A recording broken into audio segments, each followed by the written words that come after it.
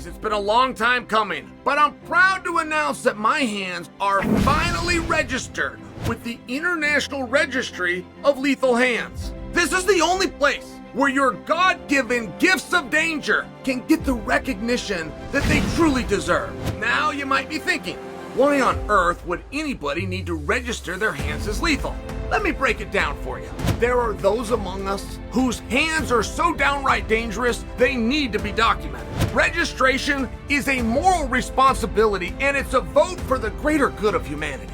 The sole mission of the International Registry for Lethal Hands is to catalog the most formidable hands on the planet. So if you know someone, and you even suspect they possess lethal hands, do not hesitate.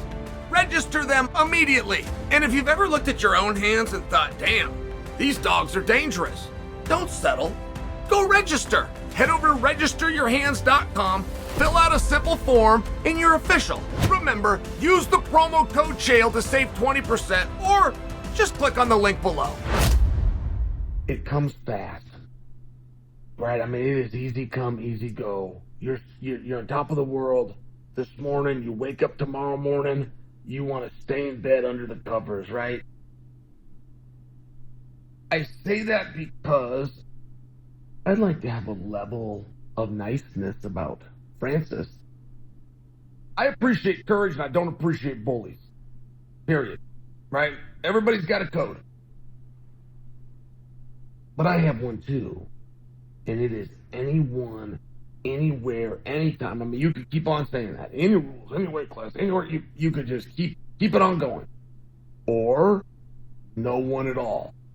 As soon as anyone, anywhere, anytime, any rules affects your participation, then you're out completely. Otherwise, you are a bully. Now, I bring that to you because good job, Francis. How would you guys like to go box an Olympic medalist when you've never won a boxing match? I mean, how would you like to do that? You think that's an easy way to go get a cash grab? Yeah, you'd wake up feeling real good about yourself tomorrow. You'd leave the ring feeling real good about yourself tomorrow if you went and did it for the cash grab. If you were a competitor that went in and did it for the competition, man, that's going to hurt. The money's, that's not what you're there for. You might advertise and market that way. That's not what you came for. And I only bring that, I want Francis to have the world's worst day. But at the same time, you guys aren't going to be interested in this if we wait. And several guys, like this is a much bigger issue than perhaps you think. Several guys no longer fight because of their success in negotiating their contract. Several people were no longer employable within this sport because the contract that they got signed was so good. And that never gets discussed by anybody. You can't get that anywhere. You cannot get what I just said to you anywhere. You will never have a promoter back that up. You will never have a fighter that admits it.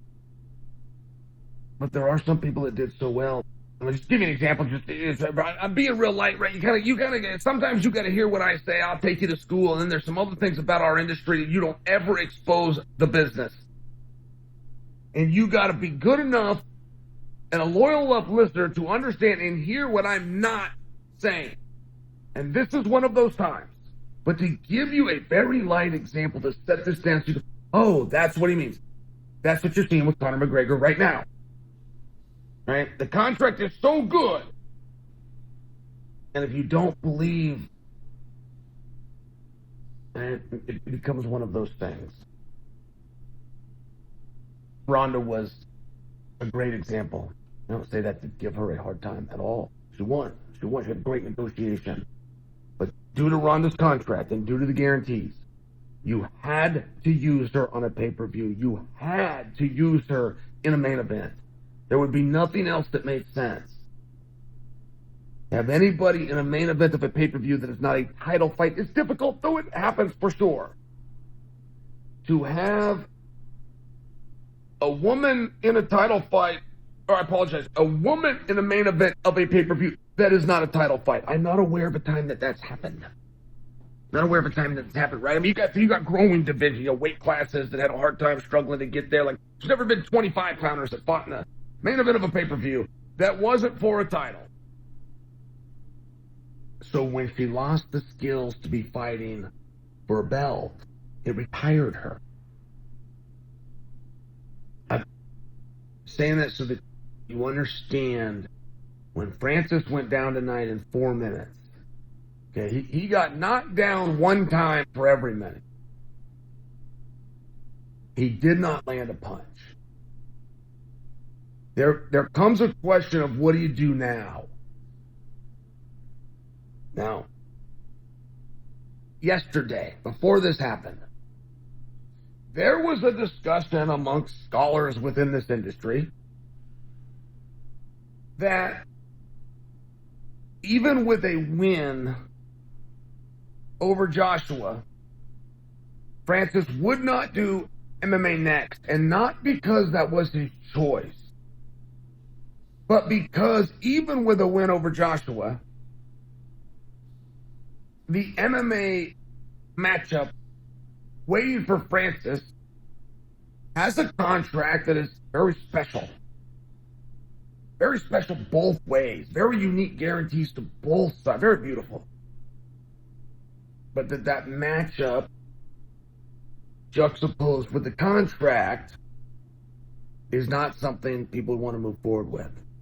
Now, there's decision makers that are not the scholars have this conversation. What I'm saying to you is that conversation existed. So, with a loss, it was very different. And with a loss that was unforeseen, which was to get smoked. I never heard anybody say that, even in private. I've had a lot of discussions. I'm going to give you an example. Michael Bisping picked Francis. I was leaning towards Francis. I mean, I've never heard anybody, including haters, think he was going to get smoked. You're just in a very different situation. And all of a sudden you wake up and you go, right, I mean, the conversation yesterday is, what is Francis going to do next? Is he going to box after this, or is he going to go do MMA after this? That was the only discussion. Now, today there's a discussion that he definitely will not only box this, he will never box again. And I'm letting you know, there are people, he might not be one of them, there are people in our industry whose participation in the industry has stopped because of the successfulness of their contract. That is something you will not get anywhere. And if you ask others, that will be denied. Now, I made a piece yesterday. And I shared with you that Francis at one point had mentioned, when he got the Joshua fight, that next, boxing-wise, was Fury, no matter what. That he didn't have to beat Joshua, and Fury didn't have to beat Usyk. That he would have Joshua followed by Fury no matter what. And it was presented in a way that was part of the contract. Okay. This is a piece that I brought you yesterday. In addition to that, I was sharing with you that will not happen. So, I got contact, I'm talking about like from a realistic standpoint. Like from, if you look at history and what would be a normal thing, and how could you get Francis back in there again? Yeah, that would be the question. And particularly when all that he wants to do is fight Fury. So, would the answer be that Fury loses to Usyk? Okay. I mean, what if he gets smoked by Usyk, right? I mean, we never know how a landscape that changes very quickly. We never know how it's going to look. And the end, that's what I brought you yesterday. So I heard from somebody from boxing. I got to leave it at that. And I told them I would. They told me I could share the info. In fact, they asked me to share the info, but to keep them out. But there's a decision maker. And they said, well, your creativity, Chael, is actually missing something. They said, no, if Fury beats Usyk. He said that actually will draw Fury in to Joshua. And he said, you need to understand something, Chael. Tyson Fury saved Francis's career. Tyson didn't hurt his career or make his career. He saved his career. Tyson Fury, because of that performance and the competitiveness, allowed Francis to go out and do it again. That was not discussed, that was not under contract. This is them talking. This is very high. Very high. So Fury saved his career. And he said, tonight, Francis saved Joshua's career. That's an interesting perspective. Fair enough. He said, but Chael, if you wanted to get Fury and Francis back in there, it's not a matter of Fury losing to Usyk. He told me what would have to happen is Fury will have to beat Usyk and then fight Joshua and get beat badly by Joshua. If that happened, then the rematch would happen.